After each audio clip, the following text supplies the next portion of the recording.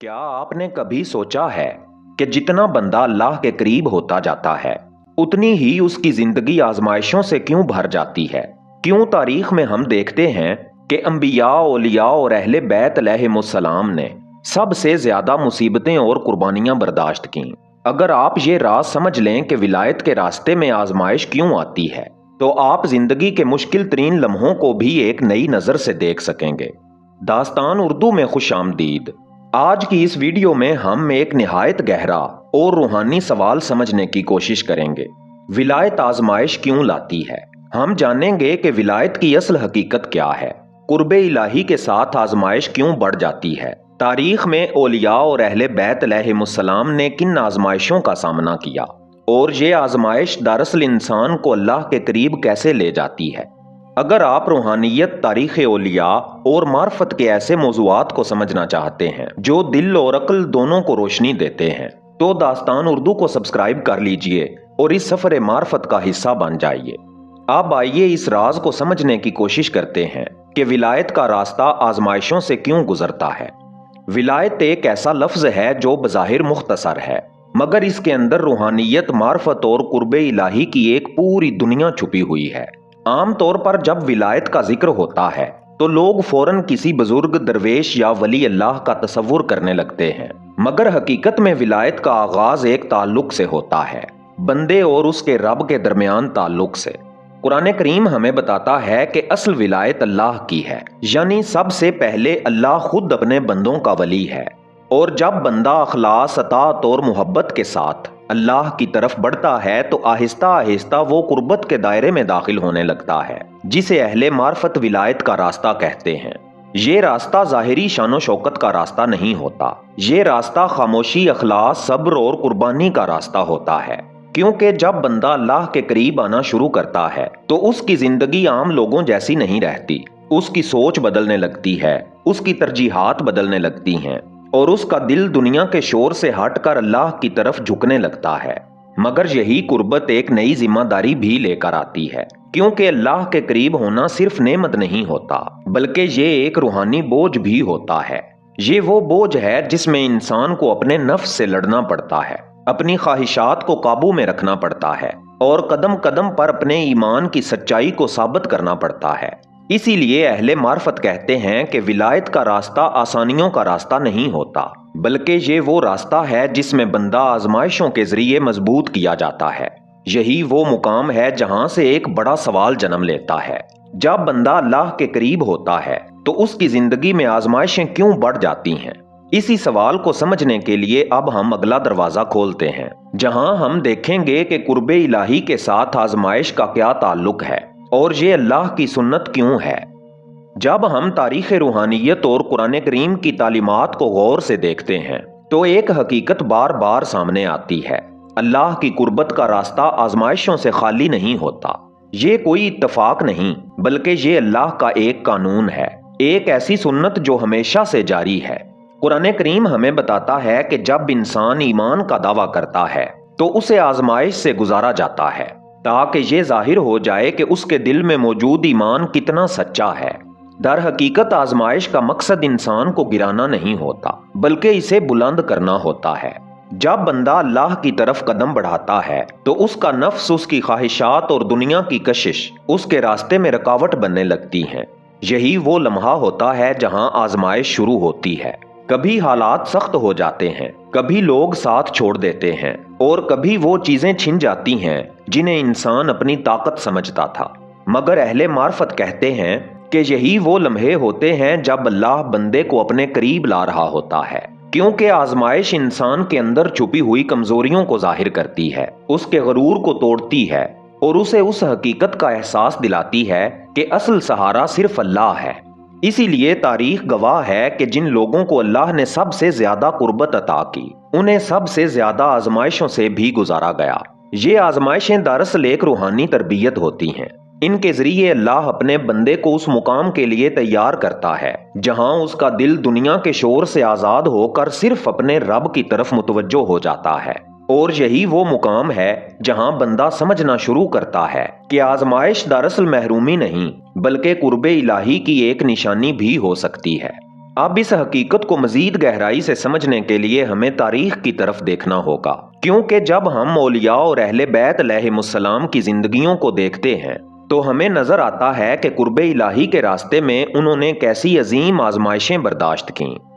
जब हम कुर्बे इलाही और आजमाइश के ताल्लुक को समझना चाहते हैं तो सबसे रोशन मिसालें हमें तारीख के सफ़हात में मिलती हैं, क्योंकि तारीख गवाह है कि अल्लाह के वो बंदे जिन्हें दुनिया औलिया, सुलहा और अहले बैत अलैहिमुस्सलाम के नाम से जानती है, उन्होंने अपनी जिंदगियां आराम और आसाइश में नहीं बल्कि सब्र, कुर्बानी और आजमाइशों के दरमियान गुजारी हैं। अगर कुर्बे इलाही का रास्ता आसानियों का रास्ता होता तो शायद इन पाक हस्तियों की जिंदगियां भी आम लोगों की तरह सुकून और सहूलत में गुजरती, मगर हकीकत इसके बरक्स है। अहले बैत अलैहिमुस्सलाम की तारीख को देखें तो हमें मालूम होता है कि उनकी जिंदगियां मसाइब और इम्तिहानात से भरी हुई थीं। उनके सब्र, इस्तकामत और कुर्बानियों ने इस हकीकत को हमेशा के लिए वाज़े कर दिया कि अल्लाह के करीब होना दुनिया की आसानियों की जमानत नहीं होता। इसी तरह औलिया अल्लाह की जिंदगियां भी हमें यही सबक देती हैं। बहुत से औलिया ऐसे गुजरे जिन्होंने गुर्बत बर्दाश्त की, तन्हाई झेली, लोगों की मुखालफत सुनी और अपनी पूरी जिंदगी अल्लाह की रजा के लिए वक्फ कर दी। उनके पास दुनियावी ताकत नहीं थी, मगर उनके दिलों में एक ऐसा यकीन था जो हर आजमाइश को बर्दाश्त करने की ताकत दे देता था। अहले मार्फत कहते हैं कि जब अल्लाह किसी बंदे को अपने करीब करना चाहता है तो वो उसके दिल को दुनिया के सहारों से आजाद कर देता है, और ये आजादी अक्सर आजमाइशों के रास्ते से आती है। इसीलिए तारीख हमें ये सिखाती है कि जो अल्लाह के करीब होता है वो आजमाइशों से नहीं घबराता, बल्कि उन्हें अपने रब की तरफ से आने वाली तरबियत समझता है। मगर यहाँ एक और अहम सवाल पैदा होता है, आखिर ये आजमाइशें जरूरी क्यों हैं? अल्लाह अपने बंदों को इन मराहिल से क्यों गुजारता है? इसी राज को समझने के लिए आए अगला दरवाजा खोलते हैं। रूहानियत की राह में सबसे खतरनाक मरहला वो नहीं होता जब इंसान गुनाहों में मुब्तला हो, बल्कि वो मरहला होता है जब इंसान खुद को हक पर समझने लगता है। ये नफ्स का बहुत बारीक और खतरनाक फरेब है। नफ्स इंसान को गुनाह में डालकर भी मुतमईन नहीं होता, बल्कि वो इंसान को उस मुकाम तक ले जाना चाहता है जहां वो अपनी गलती को भी इबादत समझने लगे। यही वो मुकाम है जहां बहुत से लोग गुमराह हो जाते हैं, मगर उन्हें अपनी गुमराही का एहसास तक नहीं होता। यही वजह है कि मौला इमाम अली अलैहिस्सलाम ने एक निहायत गहरी बात फरमाई, इंसान के लिए सबसे बड़ा फितना यह है कि वो अपने नफ्स की पैरवी करे और इसे हक समझने लगे। जब नफ्स गालिब आता है तो वो इंसान के अंदर 3 बड़े धोखे पैदा करता है। पहला धोखा रूहानियत का गुरूर। इंसान को लगता है कि वो दूसरों से ज्यादा समझदार, ज्यादा पाक और ज्यादा हक पर है। यही वो गुरूर है जो दिल को सख्त कर देता है और इंसान नसीहत सुनने के काबिल नहीं रहता। दूसरा धोखा है विलायत की नकल। बाज लोग रूहानियत के नाम पर ऐसे अंदाज इख्तियार कर लेते हैं जो बज़ाहिर विलायत जैसे नजर आते हैं, मगर हकीकत में वो सिर्फ नफ्स का खेल होते हैं। ऐसे लोग कभी कभी अपने आप को खास जाहिर करते हैं, कभी करामात के दावे करते हैं और कभी लोगों को अपने गिर्द जमा करने की कोशिश करते हैं, मगर असल वली अल्लाह की निशानी ये नहीं होती। असल वली अल्लाह जितना बुलंद होता है उतना ही ज्यादा आजिज होता है। और तीसरा धोखा इस्लाह से फरार है। जब नफ्स गालिब आ जाता है तो इंसान इस्लाह कबूल नहीं करता, वो हर नसीहत को अपने खिलाफ समझता है और हर तनकीद को दुश्मनी। हालांकि हकीकत यह है कि इस्लाह कबूल करना ही रूहानियत की पहली अलामत है। औलिया अल्लाह हमेशा अपने नफ्स से डरते थे, वो कभी अपने आप को कामिल नहीं समझते थे। यही वजह है कि वो जितना आगे बढ़ते थे उतना ही ज्यादा अपने नफ्स का मुहासबा करते थे। और यही वो मुकाम है जहां सच्चे सालिक और नफ्स के धोखे में आने वाले इंसान के रास्ते अलग हो जाते हैं। एक तरफ वो लोग होते हैं जो हर दिन अपने नफ्स को तोड़ते हैं, और दूसरी तरफ वो लोग होते हैं जो अपने नफ्स को रूहानियत का लिबास पहना देते हैं। और याद रखिए, जब नफ्स रूहानियत का लिबास पहन लेता है तो इंसान को गुमराही भी हिदायत नजर आने लगती है। इसीलिए बुजुर्गाने दीन ने हमेशा ये नसीहत की कि इंसान अपने नफ्स पर कभी एतमाद ना करे, क्योंकि नफ्स कभी सीधा दुश्मन बनकर नहीं आता, वो दोस्त का लिबास पहनकर आता है। और यही नफ्स का सबसे खतरनाक फरेब है। जब इंसान ये जान लेता है कि उसका सबसे बड़ा दुश्मन बाहर नहीं बल्कि उसके अंदर मौजूद नफ्स है, तब असल सफर शुरू होता है। यही वो लम्हा होता है जब इंसान अपने आप से सवाल करना शुरू करता है, क्या मैं वाकई हक पर हूँ या मेरा नफ्स मुझे धोखा दे रहा है। रूहानियत का असल आगाज भी यही है, अपने नफ्स पर शक करना। औलिया ने हमेशा यही सिखाया कि जो शख्स अपने नफ्स पर एतमाद कर लेता है वो अक्सर धोखे में पड़ जाता है, और जो शख्स अपने नफ्स का मुहासबा करता रहता है वो आहिस्ता आहिस्ता हकीकत के करीब आता जाता है। इसीलिए मौला इमाम अली अलैहिस्सलाम का एक गहरा फरमान है, सबसे बड़ा जिहाद इंसान का अपने नफ्स के खिलाफ जिहाद है। यही वो जिहाद है जो इंसान को अंदर से पाक करता है। लेकिन सवाल ये है कि नफ्स का इलाज क्या है। बुजुर्गाने दीन ने इसके चंद बुनियादी रास्ते बताए हैं। पहला रास्ता है मुहासबा नफ्स। हर दिन अपने दिल से सवाल करना, मैंने जो कहा क्या वो हक था, मैंने जो किया क्या वो अल्लाह की रजा के लिए था, या इसमें कहीं ना कहीं मेरा नफ्स शामिल था। यही मुहासबा इंसान को गफलत से बेदार करता है। दूसरा रास्ता है आजिज़ी। जितना इंसान इल्म और रूहानियत में आगे बढ़ता है उसे उतना ही ज्यादा आजिज होना चाहिए, क्योंकि तकब्बुर नफ्स की सबसे पसंदीदा गजा है और आजिज़ी नफ्स के लिए सबसे बड़ी ज़र्ब है। तीसरा रास्ता है सच्चाई कबूल करना। अगर कोई इंसान हमें हमारी गलती बताए तो फौरन दिमाग में ना आए। कभी कभी दूसरों की बात में वो सच छुपा होता है जिसे हमारा नफ्स हमसे छुपाना चाहता है। इसीलिए अहले मार्फत कहते हैं, जो शख्स अपनी तारीफ सुनना पसंद करता है वो अभी नफ्स के कब्जे में है, और जो शख्स अपनी इस्लाह सुन सकता है वो निजात के रास्ते पर है। और आखिर में एक हकीकत हमेशा याद रखिए, नफ्स को मुकम्मल तौर पर खत्म करना इंसान के इख्तियार में नहीं, लेकिन इसे काबू में रखना जरूर मुमकिन है। यही वजह है कि रूहानियत का असल कमाल ये नहीं कि इंसान करामात दिखाए, बल्कि असल कमाल ये है कि इंसान अपने नफ्स को पहचान ले, क्योंकि जो शख्स अपने नफ्स को पहचान लेता है वो गुमराही के बहुत से दरवाजे बंद कर देता है, और जो शख्स अपने नफ्स से गाफिल रहता है वो अक्सर रूहानियत के नाम पर भी धोखा खा जाता है। इसीलिए बुजुर्गाने दीन हमेशा ये नसीहत करते थे कि अपने नफ्स से डरते रहो, क्योंकि ये दुश्मन कभी सामने आकर हमला नहीं करता। ये अक्सर रूहानियत, इबादत और नेकी के पर्दे में छुप कर आता है, और यही वो राज है जिसे समझ लेना इंसान को गुमराही से बचा सकता है। अल्लाह हमें अपने नफ्स की हकीकत पहचानने और इस पर काबू पाने की तौफीक अता फरमाए। आमीन या रब्बिल आलमीन। मोहतरम दोस्तों, हमने आज जाना कि विलायत इंसान को आजमाइशों के जरिए मजबूत और नूरानी बनाती है। इसी तरह अगली वीडियो में हम देखेंगे वो निशानियां जो बताती हैं कि मुकाम पक्का हो चुका है। ये वीडियो आपके लिए इंतहाई मार्फत और रूहानी सबक लेकर आएगी, ताकि आप खुद जान सकें कि किस तरह कुर्ब और आजमाइश के बाद रूहानी मुकाम हासिल होता है। अगर आप वाकई इस सफर में आगे बढ़ना चाहते हैं तो दास्तान उर्दू को सब्सक्राइब करें, बेल आइकन को दबाएं और साथ ही वीडियो को लाइक और शेयर करें, ताकि मजीद मार्फत भरी दास्तानें आप तक पहुंच सकें। क्या आपने कभी गौर किया है कि रूहानियत में असल मुकाम कब पुख्ता होता है? क्या वो वक्त जब इंसान को कुछ अजीब कैफियत महसूस होने लगें, या वो वक्त जब लोग उसे रूहानी समझने लगें, या फिर असल हकीकत इससे कहीं ज्यादा गहरी है? अहले मार्फत कहते हैं कि रूहानियत में मुकाम का पक्का होना कोई मामूली बात नहीं। ये वो मरहला होता है जहां इंसान के अंदर एक ऐसी तब्दीली पैदा हो जाती है जो सिर्फ इबादत या ज़ाहिरी तकवे से नहीं आती, बल्कि उसके दिल, उसकी सोच और उसकी नज़र, तीनों की दुनिया बदल जाती है।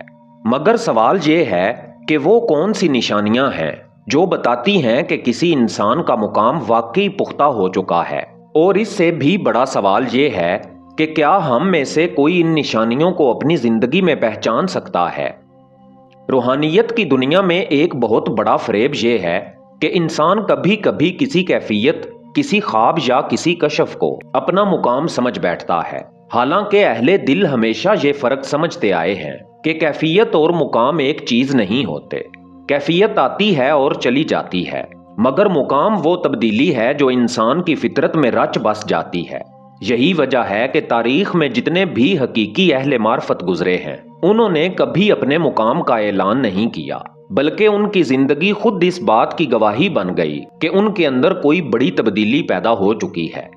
آج کی اس ویڈیو میں ہم انہی پوشیدہ نشانیوں کو سمجھنے کی کوشش کریں گے، وہ نشانیاں جو کسی انسان کے اندر ظاہر ہونے لگتی ہیں جب اس کا روحانی سفر صرف ایک کوشش نہیں رہتا بلکہ ایک مستقل مقام بن جاتا ہے۔ ہم دیکھیں گے کہ انسان کے نفس میں کیا تبدیلی آتی ہے، اس کی نظر دنیا کو کیسے دیکھنے لگتی ہے، اس کی تنہائی کیوں بدل جاتی ہے، آزمائشیں اس کے لیے کیوں معنی رکھنے لگتی ہیں، اور آخرکار وہ کون سا مرحلہ ہے جہاں انسان کے اندر سے دعویٰ ختم ہو جاتا ہے۔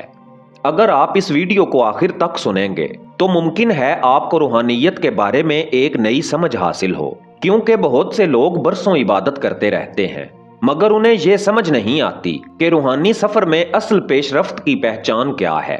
اور جب انسان یہ پہچان سیکھ لیتا ہے تو وہ نہ صرف اپنے آپ کو بہتر سمجھ سکتا ہے بلکہ وہ روحانیت کے بہت سے فریبوں سے بھی بچ جاتا ہے۔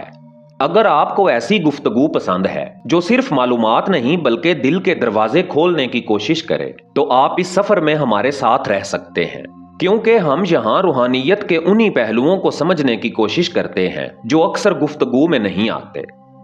روحانیت کے سفر میں سب سے بڑی جنگ باہر نہیں لڑی جاتی، اصل جنگ انسان کے اندر جاری ہوتی ہے۔ یہ وہ جنگ ہے جس میں انسان کا مقابلہ کسی اور سے نہیں بلکہ اپنے نفس سے ہوتا ہے، کیونکہ نفس وہ قوت ہے جو انسان کو مسلسل یہ باور کراتی رہتی ہے کہ وہ اہم ہے، وہ بہتر ہے، اور اس کی خواہشات ہی اس کی اصل ضرورت ہے۔ اسی لیے اہل معرفت نے ہمیشہ کہا ہے کہ روحانیت کا آغاز عبادت سے نہیں بلکہ نفس کی پہچان سے ہوتا ہے۔ جب تک انسان اپنے نفس کو نہیں پہچانتا وہ اپنے اندر چھپی اس سلطنت کو بھی نہیں دیکھ پاتا جو اس کی ہر سوچ اور ہر فیصلے پر اثر انداز ہو رہی ہوتی ہے۔ عام زندگی میں نفس بہت خاموش طریقے سے حکومت کرتا ہے، کبھی غرور کی صورت میں، کبھی غصے کی صورت میں، اور کبھی خواہشات کی صورت میں۔ انسان کو اکثر یہ محسوس بھی نہیں ہوتا کہ وہ کچھ کر رہا ہے، اس کے پیچھے دراصل اس کا نفس کام کر رہا ہے۔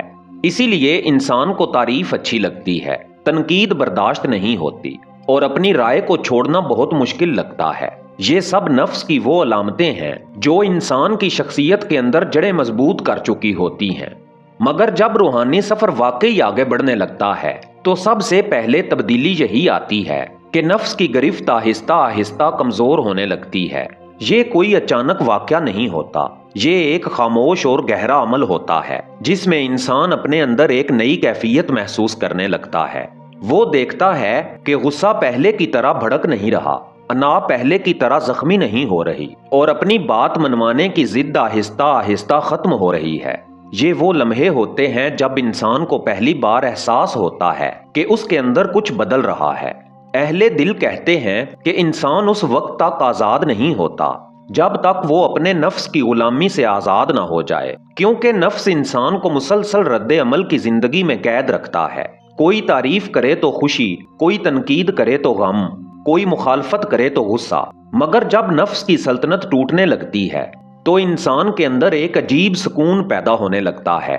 اب وہ ہر بات پر رد عمل دینے کی ضرورت محسوس نہیں کرتا، اب اس کے اندر ایک خاموش طاقت پیدا ہو جاتی ہے جو اسے سنبھالے رکھتی ہے۔ مقام پختہ ہونے کی سب سے گہری علامت یہ نہیں ہوتی کہ انسان زیادہ بولنے لگے یا لوگوں کو نصیحت کرنے لگے، جو اس کی ہر سوچ اور ہر فیصلے پر اثر انداز ہو رہی ہوتی ہے۔ اسے ابھی بہت کچھ سیکھنا ہے اور اس کا سفر ابھی ختم نہیں ہوا۔ یہ احساس دراصل کمزوری نہیں ہوتا، یہی وہ لمحہ ہوتا ہے جہاں انسان پہلی بار حقیقی انکسار کو چھوتا ہے۔ جب روحانی مقام مضبوط ہونے لگتا ہے تو سب سے پہلے نفس کی حکومت کمزور ہوتی ہے، انسان کے اندر انا نرم ہونے لگتی ہے، رد عمل کم ہونے لگتا ہے، اور انکسار پیدا ہونے لگتا ہے۔ یہی وہ پہلا دروازہ ہے جس کے بعد روحانیت کا اصل سفر شروع ہوتا ہے، کیونکہ جب تک نفس بادشاہ ہے روح کبھی آزاد نہیں ہو سکتی۔ روحانیت کے سفر میں ایک مرحلہ ایسا آتا ہے جہاں انسان کے اندر سب سے بڑی تبدیلی اس کے اعمال میں نہیں بلکہ اس کی نظر میں پیدا ہوتی ہے، کیونکہ انسان جیسا دیکھتا ہے ویسا ہی سمجھتا ہے، اور جیسا سمجھتا ہے ویسا ہی جیتا ہے۔ اسی لیے اہل معرفت ہمیشہ کہتے آئے ہیں کہ اصل انقلاب ہاتھوں میں نہیں بلکہ نگاہ میں آتا ہے۔ جب مقام مضبوط ہونے لگتا ہے تو انسان کی نگاہ آہستہ آہستہ بدلنے لگتی ہے۔ عام انسان دنیا کو ہمیشہ دو پیمانوں سے دیکھتا ہے، فائدہ اور نقصان۔ جو چیز فائدہ دے وہ اچھی لگتی ہے، جو چیز نقصان دے وہ بری لگتی ہے۔ اسی پیمانے پر وہ لوگوں کو بھی پرکھتا ہے، واقعات کو بھی سمجھتا ہے اور تقدیر کو بھی جانچنے لگتا ہے۔ اسی لیے جب زندگی اس کے منصوبوں کے مطابق نہیں چلتی تو اس کے دل میں شکایت پیدا ہونے لگتی ہے، مگر جب انسان کا مقام مضبوط ہونے لگتا ہے تو اس کے اندر ایک نئی سمجھ پیدا ہوتی ہے۔ وہ آہستہ آہستہ یہ جاننے لگتا ہے کہ زندگی صرف ظاہری واقعات کا نام نہیں، ہر واقعے کے پیچھے کوئی پوشیدہ حکمت بھی کام کر رہی ہوتی ہے، اور یہی وہ لمحہ ہوتا ہے جہاں انسان کی نظر ظاہر سے باطن کی طرف مڑنے لگتی ہے۔ یہ وہ مرحلہ ہے جہاں انسان زندگی کو ایک نئی آنکھ سے دیکھنے لگتا ہے۔ اب وہ صرف یہ نہیں دیکھتا کہ کیا ہوا ہے، بلکہ وہ یہ بھی سوچنے لگتا ہے کہ یہ کیوں ہوا ہے۔ یہی سوچ انسان کو شکایت سے نکال کر تفکر کی طرف لے جاتی ہے۔ وہ جان لیتا ہے کہ ہر کامیابی صرف اس کی محنت کا نتیجہ نہیں، اور ہر مشکل صرف ایک حادثہ نہیں، بلکہ زندگی کے اندر ایک ایسی تدبیر جاری ہے جو انسان کی سمجھ سے کہیں زیادہ وسیع ہے۔ جب انسان کی نظر بدلتی ہے تو اس کے دل کی کیفیت بھی بدلنے لگتی ہے۔ پہلے وہ ہر مشکل میں بے چینی محسوس کرتا تھا، مگر اب وہ رک کر سوچتا ہے۔ اب وہ جلدی فیصلہ نہیں کرتا، اب وہ جانتا ہے کہ کبھی کبھی وہ چیز بھی انسان کے لیے بہتر ہوتی ہے جسے وہ ابتدا میں نقصان سمجھ رہا ہوتا ہے۔ یہی وہ مرحلہ ہوتا ہے جہاں دل میں ایک عجیب سکون پیدا ہونے لگتا ہے، کیونکہ انسان پہلی بار یہ محسوس کرتا ہے کہ زندگی بے ترتیب نہیں ہے۔ مقام پختہ ہونے کی ایک بڑی علامت یہ ہوتی ہے کہ انسان کے اندر شکایت کم اور شکر زیادہ ہونے لگتا ہے۔ وہ دیکھنے لگتا ہے کہ زندگی میں بہت سی نعمتیں ایسی ہیں جن پر اس نے کبھی غور ہی نہیں کیا تھا۔ اب اس کی نگاہ صرف مشکلات پر نہیں رہتی، بلکہ وہ ان بے شمار عطاؤں کو بھی دیکھنے لگتا ہے جو ہر لمحہ اس کے ارد گرد موجود ہیں۔ جب روحانی مقام مضبوط ہونے لگتا ہے تو انسان کی سب سے بڑی تبدیلی اس کی نظر میں آتی ہے۔ وہ دنیا کو صرف فائدے اور نقصان سے نہیں دیکھتا، بلکہ حکمت اور تقدیر کی روشنی میں سمجھنے لگتا ہے۔ یہی وہ لمحہ ہوتا ہے جہاں انسان شکایت سے نکل کر تفکر اور سکون کی دنیا میں داخل ہونے لگتا ہے۔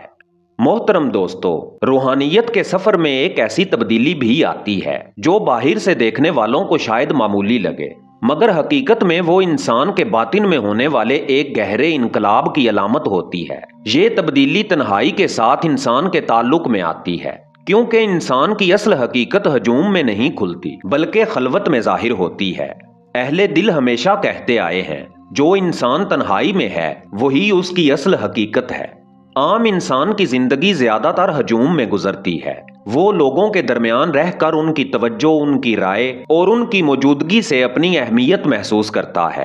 اسی لیے اکثر لوگ تنہائی سے گھبراتے ہیں، کیونکہ جب انسان اکیلا ہوتا ہے تو وہ پہلی بار اپنے آپ سے روبرو ہوتا ہے، اور بہت سے لوگ اس ملاقات کے لیے تیار نہیں ہوتے، اسی لیے وہ ہجوم کو ترجیح دیتے ہیں۔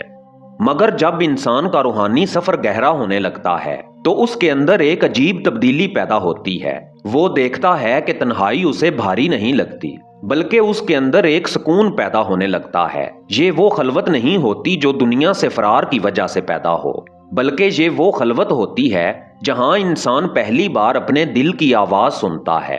جب انسان خلوت میں بیٹھتا ہے اور اس کا دل بیدار ہونے لگتا ہے تو اس کے اندر ایک نئی دنیا کھلنے لگتی ہے۔ وہ محسوس کرتا ہے کہ اس کی سوچ پہلے سے زیادہ گہری ہو رہی ہے، اس کا دل پہلے سے زیادہ نرم ہو رہا ہے، اور اس کی توجہ آہستہ آہستہ دنیا سے ہٹ کر کسی اور حقیقت کی طرف متوجہ ہو رہی ہے۔ یہی وہ لمحہ ہوتا ہے جہاں انسان پہلی بار باطنی زندگی کو محسوس کرتا ہے۔ اہل معرفت ہمیشہ خلوت کو بہت اہم سمجھتے آئے ہیں، کیونکہ خلوت وہ جگہ ہے جہاں انسان کے اور اس کے رب کے درمیان دنیا کی آوازیں حائل نہیں ہوتی۔ یہی وجہ ہے کہ تاریخ میں بہت سے اہل دل اپنے مصروف ترین اوقات کے باوجود اپنی زندگی میں خلوت کے لمحات ضرور پیدا کرتے تھے، کیونکہ وہ جانتے تھے کہ دل کی صفائی ہجوم میں نہیں ہوتی، دل کی صفائی خاموش لمحوں میں ہوتی ہے۔ جب مقام مضبوط ہونے لگتا ہے تو انسان کی زندگی میں ایک عجیب توازن پیدا ہو جاتا ہے۔ وہ لوگوں سے کٹتا نہیں، مگر ہجوم پر منحصر بھی نہیں رہتا۔ اس کا دل لوگوں کے درمیان بھی پرسکون رہتا ہے اور تنہائی میں بھی آباد رہتا ہے۔ یہی وہ کیفیت ہوتی ہے جہاں انسان کے اندر ایک نئی زندگی جنم لینے لگتی ہے۔ روحانیت کے سفر میں ایک سوال ہمیشہ انسان کے دل میں اٹھتا ہے کہ اگر کوئی انسان اللہ کے قریب ہو رہا ہو تو کیا اس کی زندگی آسان نہیں ہو جانی چاہیے؟ کیا اس کے راستے کی مشکلات کم نہیں ہو جانی چاہیے؟ مگر حقیقت اس کے برعکس نظر آتی ہے۔ تاریخ گواہ ہے کہ جتنے لوگ حقیقت میں اللہ کے قریب ہوئے ان کی زندگی اکثر عام لوگوں سے زیادہ آزمائشوں میں گزری۔ یہی وہ مقام ہے جہاں بہت سے لوگ حیران ہو جاتے ہیں۔ پوچھتی رہتی ہے ہر روز ہوا پانی سے، ڈر نہیں لگتا تجھے میری فراوانی سے، ذکر آئینے کا اور آئینہ برداری کا، سب نے حیرت سے کیا میں نے پریشانی سے۔ عام انسان آزمائش کو صرف ایک نظر سے دیکھتا ہے، وہ اسے مصیبت سمجھتا ہے۔ جب زندگی میں کوئی مشکل آتی ہے تو انسان کے ذہن میں فوراً یہ سوال پیدا ہوتا ہے کہ یہ میرے ساتھ کیوں ہوا؟ یہ سوال دراصل اس بات کی علامت ہوتا ہے کہ انسان ابھی زندگی کو صرف ظاہری زاویے سے دیکھ رہا ہے۔ مگر جب روحانی مقام مضبوط ہونے لگتا ہے تو انسان کی سمجھ میں ایک بہت بڑی تبدیلی آتی ہے۔ وہ آہستہ آہستہ یہ جاننے لگتا ہے کہ زندگی کی ہر مشکل صرف تکلیف دینے کے لیے نہیں آتی۔ بہت سی آزمائشیں دراصل انسان کے اندر وہ قوتیں پیدا کرنے کے لیے آتی ہیں جو آسان زندگی میں کبھی ظاہر نہیں ہوتی۔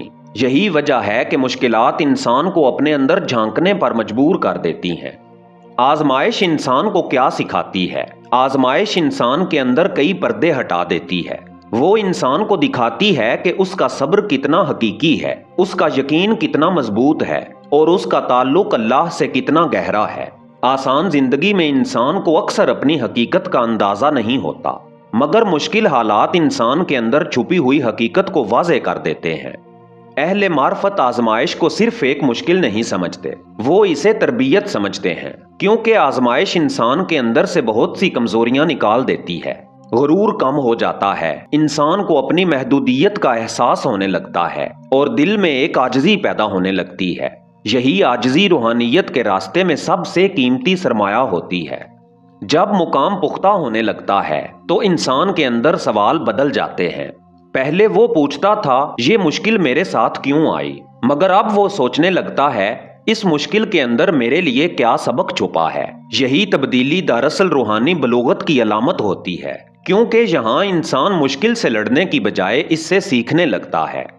روحانیت کے سفر کا سب سے عجیب اور سب سے گہرا مرحلہ وہ ہوتا ہے جہاں انسان اوپر اٹھتے اٹھتے اچانک اپنے آپ کو نیچے محسوس کرنے لگتا ہے۔ یہ وہ مقام ہے جہاں بہت سی ظاہری علامتیں ختم ہو جاتی ہیں اور ایک خاموش حقیقت ظاہر ہونے لگتی ہے، کیونکہ روحانیت کا اصل کمال یہ نہیں کہ انسان اپنے آپ کو بڑا سمجھنے لگے، بلکہ اصل کمال یہ ہے کہ انسان اپنے آپ کو حقیقت کے سامنے چھوٹا محسوس کرنے لگے۔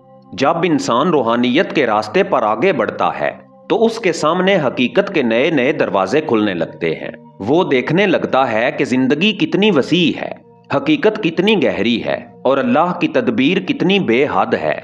یہ وسعت انسان کے شعور میں داخل ہوتی ہے اور اس کے اندر ایک عجیب کیفیت پیدا ہوتی ہے۔ وہ محسوس کرتا ہے کہ جو کچھ وہ سمجھتا تھا وہ حقیقت کا صرف ایک چھوٹا سا حصہ تھا۔ یہ احساس انسان کے اندر انکساری پیدا کرتا ہے۔ انسان کی سب سے بڑی رکاوٹ اس کی اپنی خودی ہوتی ہے۔ یہی خودی انسان کو یہ یقین دلاتی ہے کہ وہ جانتا ہے، وہ سمجھتا ہے اور وہی درست ہے۔ مگر جب روحانی مقام مضبوط ہونے لگتا ہے تو یہ پردہ آہستہ آہستہ ہٹنے لگتا ہے۔ انسان پہلی بار یہ دیکھتا ہے کہ اس کی بہت سی کامیابیاں بھی دراصل اس کی اپنی طاقت کا نتیجہ نہیں تھیں، بلکہ وہ سب کسی اور مہربانی کے سبب ممکن ہوئیں۔ یہ سمجھ انسان کے اندر ایک نئی کیفیت پیدا کرتی ہے۔ یہ کیفیت عاجزی کی ہوتی ہے۔ یہ وہ عاجزی نہیں ہوتی جو انسان لوگوں کو دکھانے کے لیے اختیار کرے، بلکہ یہ وہ خاموش کیفیت ہوتی ہے جو دل کے اندر پیدا ہوتی ہے۔ انسان لوگوں کے درمیان بھی اپنے آپ کو خاص نہیں سمجھتا۔ اس کے اندر یہ احساس پیدا ہونے لگتا ہے کہ جو کچھ ہے وہ سب عطا ہے۔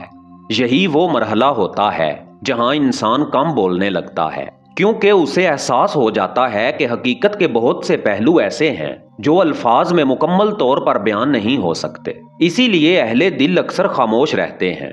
ان کی خاموشی کمزوری نہیں ہوتی، بلکہ وہ ایک ایسی سمجھ کی علامت ہوتی ہے جو شور سے آگے جا چکی ہوتی ہے۔ اہل معرفت ہمیشہ ایک عجیب بات کہتے آئے ہیں۔ وہ کہتے ہیں کہ روحانیت کا آغاز تلاش سے ہوتا ہے اور اس کا کمال فنا پر ختم ہوتا ہے۔ فنا کا مطلب یہ نہیں کہ انسان ختم ہو جائے، بلکہ اس کا مطلب یہ ہے کہ انسان کے اندر سے دعویٰ ختم ہو جائے۔ جب انسان اپنے آپ کو کچھ بھی نہیں سمجھتا تو اس کے اندر ایک ایسی وسعت پیدا ہو جاتی ہے جو پہلے ممکن نہیں تھی۔ محترم دوستو، جب روحانی مقام واقعی مضبوط ہو جاتا ہے تو انسان کے اندر سب سے بڑی تبدیلی یہ آتی ہے کہ وہ اپنے آپ کو بڑا سمجھنا چھوڑ دیتا ہے۔ اس کے اندر عاجزی پیدا ہو جاتی ہے، دعویٰ ختم ہو جاتا ہے اور دل میں ایک خاموش سکون پیدا ہو جاتا ہے۔ یہی وہ مقام ہے جہاں انسان پہلی بار حقیقی بندگی کے قریب پہنچتا ہے۔ روحانیت میں اصل مقام وہ نہیں جس کا اعلان کیا جائے، اصل مقام وہ ہے جو انسان کے دل کو بدل دے، جہاں نفس کمزور ہو جائے، نظر بدل جائے، تنہائی آباد ہو جائے، آزمائش معنی خیز لگنے لگے اور انسان اپنے آپ کو کچھ بھی نہ سمجھے۔ شاید یہی وہ لمحہ ہوتا ہے جہاں انسان کو پہلی بار احساس ہوتا ہے کہ اصل سفر ابھی شروع ہوا ہے۔ دوستو، روحانیت کے راستے میں سب سے اہم بات یہ نہیں کہ انسان کہاں پہنچ گیا ہے، بلکہ یہ ہے کہ اس کا دل کس طرف جھک رہا ہے۔ اگر انسان کے اندر نفس کمزور ہو رہا ہو، نظر بدل رہی ہو، تنہائی آباد ہو رہی ہو اور دل میں عاجزی پیدا ہو رہی ہو، تو سمجھ لیجئے کہ سفر درست سمت میں چل رہا ہے۔ حادثے کے لیے تیار مجھے کرتا ہے، روز ایک خواب خبردار مجھے کرتا ہے۔ پہلے میں راستہ ہموار کیا کرتا تھا اور اب راستہ ہموار مجھے کرتا ہے۔ اللہ تعالی ہم سب کو ظاہری عبادت کے ساتھ ساتھ باطنی سچائی بھی عطا فرمائے، ہمیں نفس کے فریب سے بچائے، ہماری نگاہ کو حکمت دے اور ہمارے دلوں کو اپنی معرفت کی روشنی سے منور فرمائے۔ آمین یا رب العالمین۔ اگلی ویڈیو میں ہم ایک ایسے راز پر گفتگو کریں گے جو روحانیت کے راستے میں بہت کم سمجھا جاتا ہے۔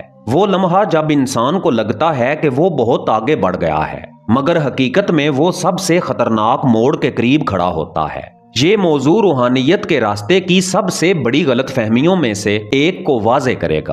اور آپ نے ابھی تک یہ ویڈیو نہیں دیکھی کہ کیا آپ جانتے ہیں آپ کے روحانیت میں سب سے بڑے دشمن کون ہیں؟ تو ابھی اینڈ سکرین پہ موجود اس ویڈیو پہ کلک کریں اور یہ گہری گفتگو سنیں۔ ممکن ہے یہ معرفت آپ کی زندگی میں ایک نیا اور اہم موڑ لے آئے۔ کلک کریں اور معرفت کے اس سمندر کا نظارہ کریں۔